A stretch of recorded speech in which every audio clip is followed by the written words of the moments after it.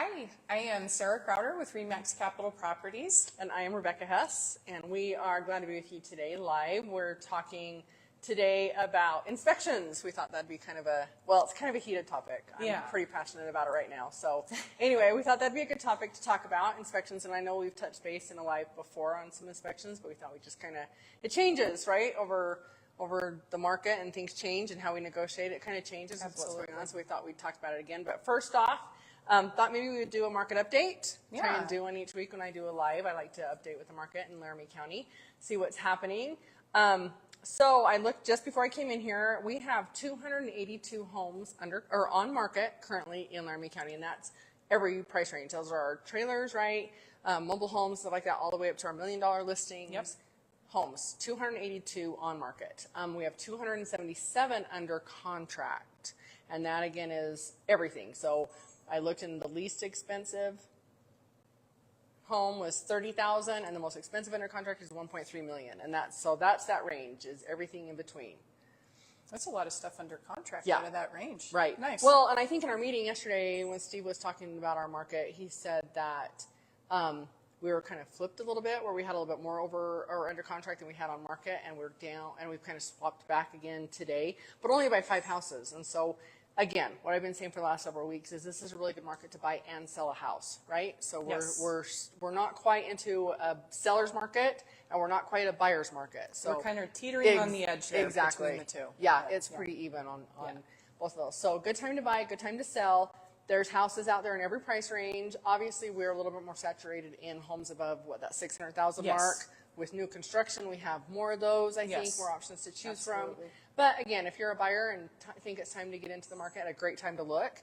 And if you're a seller, we always could use more homes on market. Always. Yeah. So definitely that. Okay, and then I also pulled up our interest rates for today.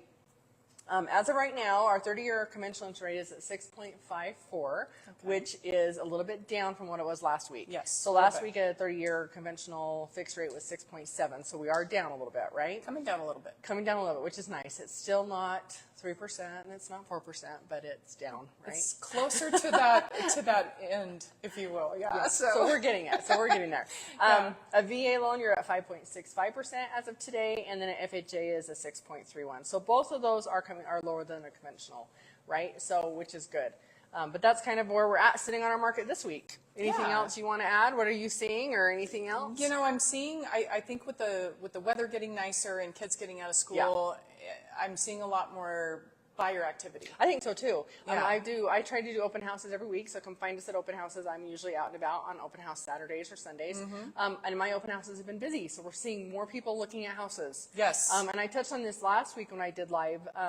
We're seeing, there was a report on homes.com that said people holding on to those those houses where their interest rates are 3%, less than 15% in 2025 were willing to walk away from that. Oh, wow. Right, and now 2026, we're looking at over 30%. So we're definitely seeing more people getting back into the market. I think interest rates are what they are. I think so. I think they're going to hold steady, but you know, now's a great time to buy. If you're seeing a home out there that you'd love to see, now is the time instead of waiting. You know, get on it now. The weather's great. The interest rates are stable.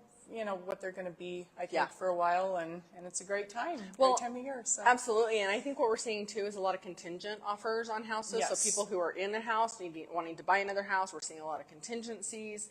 That's just kind of normal for our market right now. I think we're still seeing some seller concessions, buyers asking for closing cost help from their sellers, and some sellers are still doing that. I do think we're tightening a little bit on that also, though, because again, I said it's not really a seller's market, it's not really a buyer's market right now. It's pretty even. So I just think it's all about negotiation, and hopefully you have an agent on both sides working really well together, and you guys can negotiate win-wins for everybody looking to buy or sell a house. That's the best case scenario always, and when you can get that. I just had a situation like that about a month ago, and it was so nice, just fluid, and everybody was happy, and everybody got what they needed out of it. So, well, and I think that's communication, right? And I think as an agent, if you can do a good job at that, we can always get through things. Always. So everything can be overcome, I think. You know, and then you have communication. And happy buyers and happy sellers is what we want, right? Yeah, that's the most important thing. Okay, so talking about communication, let's kind of talk inspections. Inspections. So this is a kind of a beast, right? A kind of it's a little monster when it comes to home buying and home selling is inspections. It can be, and I think a lot of inspection issues can be taken care of by communicating with your buyer before you even get to the inspection stage. I agree. Letting them know, a common misconception I think is that an inspection report is a repair list, and the inspectors are paid to come out and find every flaw in the home. That's what they're supposed to do. And it's not really their job to sit there and say, well, this is more important, you should do this, you can forego this. That's not what they're there for. They're there to inspect. And so, it's not a repair list, it's a list of things to consider. When making your negotiations. Absolutely, and I think when you get an inspection done, that is really the role of your agent. Right. As a buyer's agent, is to sit down with your folks, talk to those inspection reports. I'm not a plumber, I'm not an electrician. I have a lot of experience with this. I've seen so many inspection reports. So things that would have, 7 years ago, I would have been like, oh my gosh, what does that mean? Now I'm like, oh, it's not a big deal. We can handle that. That's something we can do. So it's really, really valuable to have an agent that's willing to talk through that process with you, talk to those inspections with you, obviously seek guidance from those professionals. Yes. But at the same time, I think you have to be very cautious about those inspection reports, because if you don't have a lot of experience with this, I mean, I've seen hundreds of inspection reports at this point, right? So I have a lot of experience with this. If a buyer's coming in, it's the first time, they've never seen one of these before. No, they haven't. Whether it be electric or plumbing. List of stuff from the roof to the foundation. It's a lot. And it can look very scary. So I think it's really important that you have really good negotiation skills as an agent to work through some of those big issues that might come up, but also being able to work through with your buyers on issues that may not be that big of a deal. Obviously, we don't want to use inspections as a renegotiation tool for the purchase price, which I think we're seeing a lot nowadays, and that is frustrating. It is, because I don't think that that's necessary, and it's a lot of time and paperwork involved that could just be handled with negotiation. And I think we went from such an inflated market listing prices on homes from 2020 and COVID, when homes were selling for 5-10% above list price, right, with multiple offers. And then we kind of have squeezed out of that over the last couple of years, where it's been more of a buyer's market, and we're seeing a lot more concessions being given and sellers giving out all this money for inspection repairs and blah, blah, and we're just not there anymore, I don't think. I agree. I think we're doing a better job as agents pricing our homes appropriately for the market, to begin which with, leaves a lot less of that negotiation room bubble. Correct. And so that's what I'm seeing. I hope that makes sense as I'm explaining that. But I think, again, it comes down to having really good agents on both sides who are willing to communicate with each other and work through all of those. Absolutely. And I think another thing with inspections too is when you receive that inspection report, it's important to educate the buyer and also take into consideration yourself as the agent on the, trying to focus on the big ticket items. You want things that are major issues, safety concerns, big ticket items like roof, HVAC, plumbing, electrical, foundation. If you're getting issues like that that are flagged on an inspection report, those are the things you want to tackle. I've seen so many inspection reports and sometimes pages and pages long, and there's little things that you can forego that can be done. Do you not like the color that wall is painted, or there's some chipping? That's okay.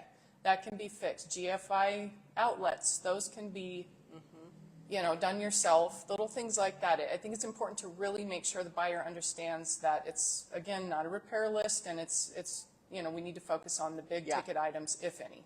Well, and I think, again, like I said, a lot of that negotiation room for repairs, we're not seeing as much of that anymore. Homes are coming down in price a little bit. We're starting to see less room for those sellers to be able to give on some of this stuff. And so it's important as a buyer and with your agent to talk through what are really big ticket safety issues. And not just safety, but big ticket expense issues. And so roof is obviously a big one. Roof is always the first one. And I obviously work in the Cheyenne market. We work in the Cheyenne market here in Wyoming. It's different than the Colorado market. It's different than the North Carolina market. It's different than the Florida market. We have a lot of hail here. We do. So roof inspections are critical. I think we need to have them done.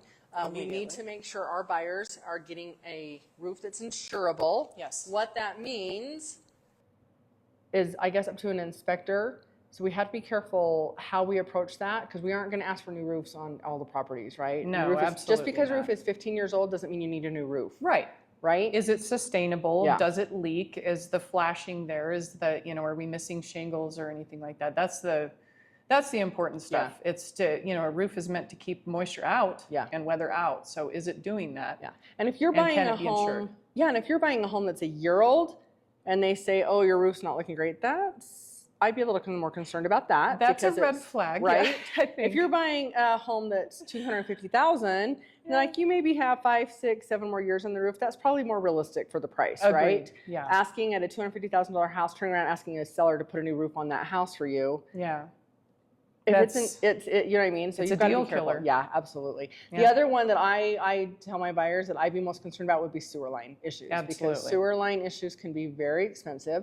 And Yes. again, depends on where you're looking. And we just talked about this in our meeting yesterday, right? We did, We just talked about new builds where they had two new builds, brand new houses, and they ran sewer lines, and both the sewer lines were crushed from the backfill. I didn't even think about that. The backfill, or sometimes a concrete will get in there and slug the pipe shut, and I've seen it happen a lot. And so it's very important to get the sewer line. Don't waive the camera inspection, if you will. I think it's, pay for that's definitely money to spend, I think, is a sewer line.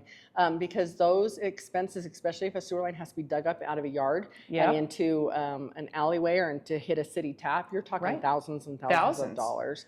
So you either need to tackle that with the seller, or walk away from the house, or know that that's an expense you're going to have to take on. Absolutely. Right? So we bought a house several years ago downtown, and we knew that the sewer line was bad. Mm-hmm. We did not go back to the sellers and ask them to pay for it, because the price of the house we felt was fair with the sewer line how it was.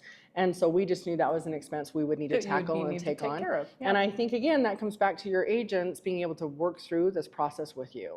Right? Agreed. That's the most important thing. Yeah, I think it would have been really unfair for us as buyers to go back and ask these sellers to now spend $10,000 on a sewer line when we were getting the price for the house that we were getting it for. Correct. So something to think about. But those are probably the two biggest ones. I know the first time I heard radon, I was like, what in the world does that mean? How much does a radon mitigation system cost? Oh my gosh. Luckily, I have a really great relationship with a radon guy here, North Point Radon, Nick. Shout out to Nick here. He's been a good friend and client of mine for a long time, and he has been really great about educating what radon is and walking through the process of putting in a radon mitigation system. So that's, for me, from the first time I heard about radon to now, and I'm like, okay, we can handle that. It's pretty easy to mitigate. Yeah, we can handle that. It is pretty common here, and it can be one neighborhood will have radon, and then the neighborhood, quarter of a mile away won't have radon. So always get your radon inspected, because you just don't know which pocket you're sitting in, right? That's true. Right, and if you don't know what radon is, go back and find our live from that, because I actually had Nick on with me one time when we talked about radon. That's true, you did. Right? That was a good educational one. So look that one up, guys. Look at radon. In the archive. So radon, I think if you're going to have, I think you probably should get it tested anyway if you've got on any house, it's right? good to have. Hurt. Yeah. Roof, sewer, radon. The big three: plumbing, HVAC, electric. Yes. Those are the ones you want to, if there's some major issues, you definitely want to talk about repairs. Yeah. There's even sometimes, I had a deal recently where the seller wasn't too happy about the amount of electrical repairs that needed to be done. Mm-hmm. And so we worked out a credit at the end that everybody was happy with. And then that actually helped them buy down their rate a little bit too. And, good. So it worked out for both the parties. Payment. So it was kind of a dual thing. And both parties were happy with that. And the sellers were, they already had their other house purchased and a couple states away, and they were looking to go. So it worked out for both of them. The credit that's what you want to do. Absolutely. On electric, there's some things. We have knob and tube, which was primarily used back in the 50s and 60s, right?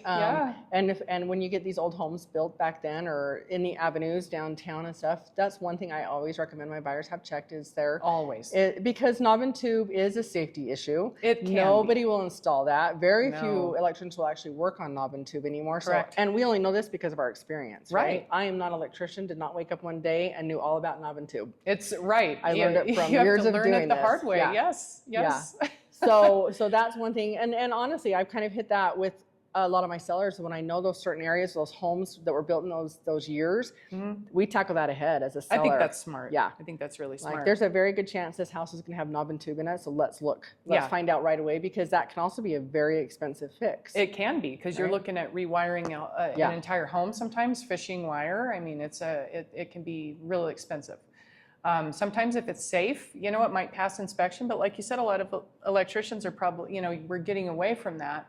And so the advice is probably, well, we need to look at a different system. Yeah. And that can be very expensive. Yeah. So HVAC, I think HVAC can last a long time as long as a homeowner you're being proactive and taking care of that. And I say this, absolutely. But I'm not a very good proactive homeowner on this. I maybe go a couple years between having my furnaces serviced. Yeah, but it's a good thing to do. It's a good thing to do. Extend the life on all. I've seen 100-year-old boilers in some of the older homes, and they've been maintained. The furnaces have been maintained, or maybe like one time I saw a 25-year-old water heater. It was like a 82-gallon. But they drained it every year, cleaned out the sediment, and it worked like a charm, huh? It still worked. So I think it depends on the maintenance and I agree. The condition. I agree. So. And sometimes things do look scary, those old boilers that sit in these houses. And I'm like, oh my gosh, what is that monster, right? I know. But they last forever. And they heat houses so well, so they you don't necessarily, just because it looks old and scary doesn't mean it's bad. That's true. So another good reason to have inspections. Yeah, that's funny. I did have one boiler that was old and scary, had inspected, and actually, the boiler, while we were in the middle of inspections, the boiler quit working. Like it was almost meant to be. The boiler quit working. They had to get somebody there to look at it. And not only was the boiler bad, but it was covered in asbestos. And so we had to have a whole other step of getting that. And it worked out. I mean, our seller was like, well, it is what it is. I mean, and abatement's expensive. Abatement is expensive. He ended up spending a couple more, I think $4,000 more to get that actually removed from the house before we could put a new one in. And it costs money, and things like that are unfortunate. But thank goodness the buyer, we did inspections, figured that out beforehand, because if the buyer, if that had 6 months into it, there's an expense he wasn't even expecting. And that's a lot of money that, right after you purchase a house to come up with. So. Yeah. Well, and I think as a buyer, you need to be pretty, how am I trying to say this? Like, so for me, if I walk into a house and I get my inspection reports done and there's really nothing major on there, I'm probably okay to not have $2,000 or $3,000 worth of maintenance stuff fixed. Right. Especially on something I know I'm going to replace anyway. Like if I know my furnace is going to be, I'm going to need a new furnace in the next 3 or 4 or 5 years, I'm not going to ask for a new furnace now. However, I might ask, because I'm not asking for anything else, I might ask that seller to pay to have those ducts cleaned out because they've had dogs in the house for 5 years, whatever, right? That's a great idea. So I think if you're conscientious about what you're asking your sellers to do, if you're really looking at those inspection reports, there's some give and take on that, and some things may work out better for a buyer than others, right? That's true. Agreed. Yeah. So I mean, everybody's different, every situation and home is different, but it just always goes back to the communication and negotiation. Yeah. So always. Well, and one other thing too is, as an agent, we have contractors here in town that we work with. We'll call and get inspections set up. If you're a buyer and have a specific contractor you want to use or don't want to use, you need to let us know that, right? Right. Otherwise, we really work on time frame. Absolutely.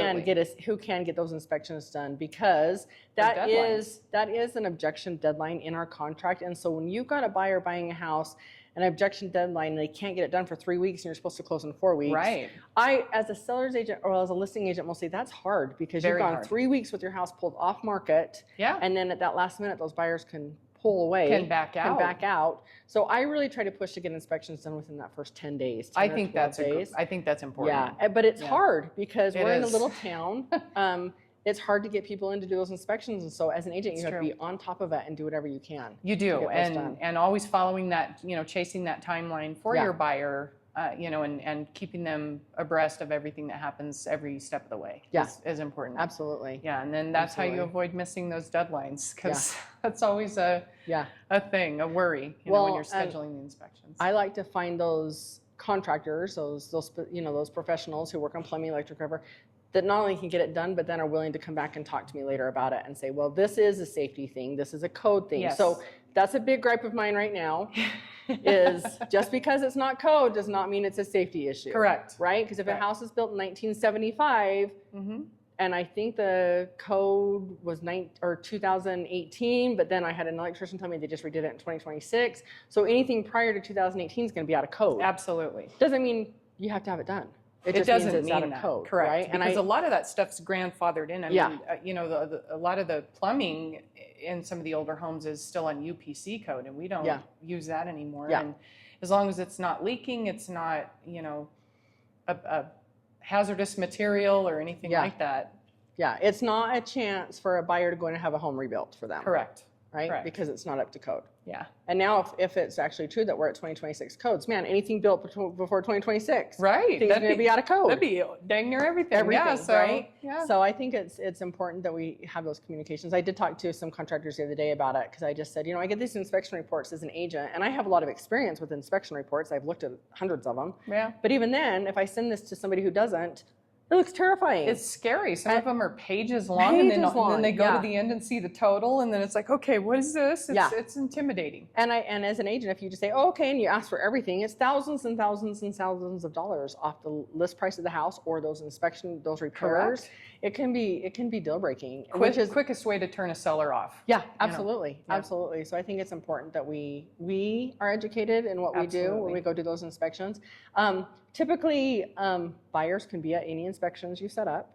So I always tell my buyers, obviously their schedules may not work, and ideally we try to get all the inspections done at one time for the seller's sake and for the buyer's sake. It doesn't always happen, right? Because of our time frame. Sometimes. But I always tell them you're invited to be there for any inspection you'd like. You can ask questions, whatever.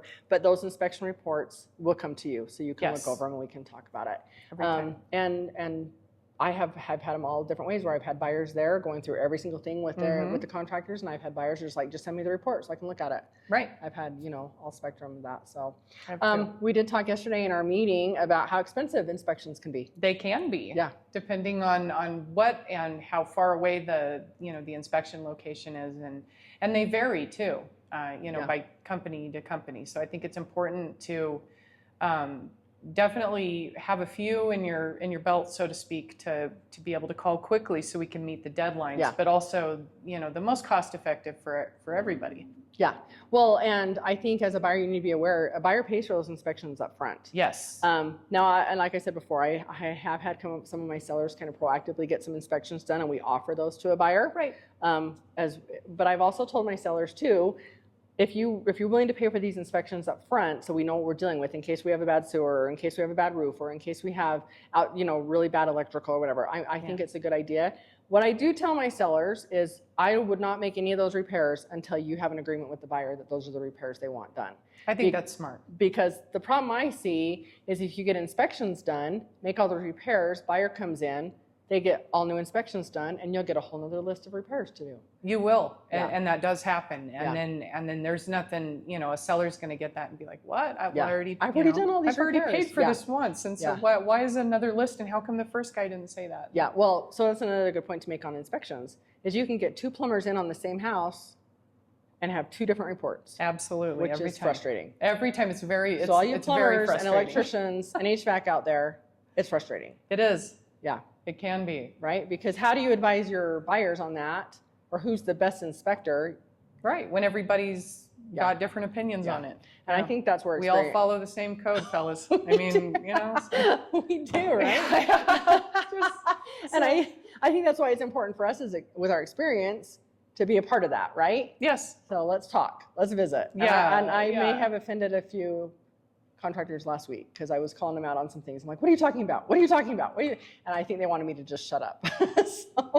Well, here we are today. It is what it is. I had some questions, right? And I had the buyers on the house. I don't want to kill this deal over inspection reports. But I want my buyers to get a good, safe house. Exactly. So let's find where that works, right? And so anyway, again, communication, really important to have a good agent that has some experience, that knows what they're doing, and so call us. We can help you with that. We will, give us the call. Yeah. So tell me, what are your understanding on the different types of inspections? When I last had a sale, we definitely did the electrical, we did the plumbing. Okay.